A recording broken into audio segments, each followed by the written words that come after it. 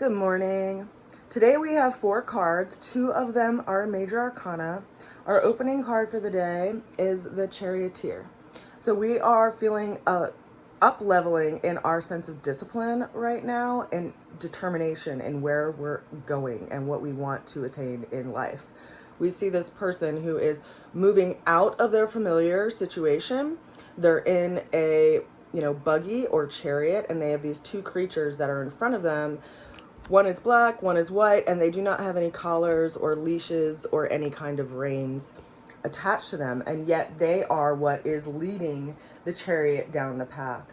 So it's reminding us that we need to be disciplined with our efforts. We need to have the ability to manage our own system and know when to pull in the reins so that we can make sure we're moving in the direction that we want to go.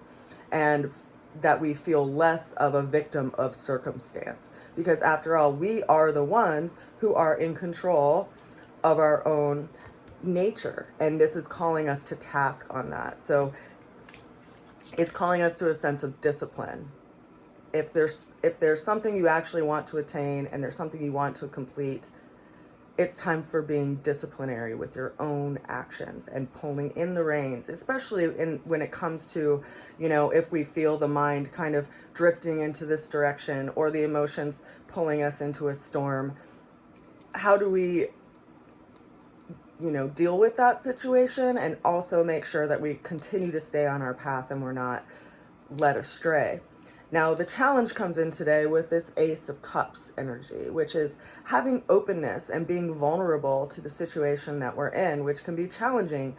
Most people try to avoid vulnerability at all costs. And yet it's when the emotional aspect of our being is in new experiences that we are able to find healing and ultimately new exchanges with others that bring us into a new development of ourselves. And this can be a challenge because perhaps, like yesterday, we had that 3 of Swords going through that heart. We've been through pain and we have reluctance to be open in a situation. And yet we're being called out of our familiar scenarios to go out and experience something new, because that's what we are called to do. And so while it may be a challenge for us to be open and emotionally vulnerable, that's where new beginnings start. That's where new doorways open. And so it's really calling us to task and being receptive to the environment that we're going into as we embark into this terrain. Now, the way we're going to get through the challenge is the Magician. And the Magician is a conduit. It's basically, the number 1 of the major arcana. It is a self-sufficient individual who is able to manifest that which they want to create. But what it's doing is it's calling us to task. It's like if you feel a need to act, it's absolutely necessary for you to act. You have to listen to that instinctive, intuitive hit that's coming from your higher self or coming from your inspirational source that inspires you. And it's telling us that we have all the tools that we need in order to make this thing happen, and we have to be willing to step into it without hesitation. So while it may be a challenge to be emotionally vulnerable, if you feel the need to act, it's really important that you do. Now, the overall outcome from the day is the 7 of Swords. So we see this person who's walking away from this kind of tent city, and there's this grouping of people in the background that, are surrounded around a campfire, and they're walking away from it. And so there's some information that we're gathering from this situation that we're going into that really is giving us a new perspective around our experiences and perhaps why, that experience in the past didn't work out, that opened up to this experience that we were meant to learn and grow from. And this is someone who is walking away from the dualistic nature in life, the dualistic idea of black and white, which is interesting because we see that energy brought up in this first card, right? Like, this is good, this is bad. And yet, is that true? And it's the person is walking away from that sense of what is good and what is bad, and they're walking away with these 5 swords. And it's interesting because the 5 of Swords on its own is all about, you know, choosing what you want to interact with, choosing what you want to think about, choosing what you want to have in your life, and which conversations you're going to hold on to. And I think a lot of the times when we are reluctant to go into this vulnerable place, it's because we have some kind of memory or experience in our past that we are still clinging on to that perhaps wasn't a positive experience. And yet it's important to consider that there is always something on the other side of that. There is some reason that we were in the relationship, that there was something that was fruitful, or there was something that was valuable. There was something that was nourishing to us in some ways. And that's what this person is walking away with. They're walking away with that which they want to take from the situation. And it also can be telling of, or forewarning rather, of some character that's a little less trustworthy.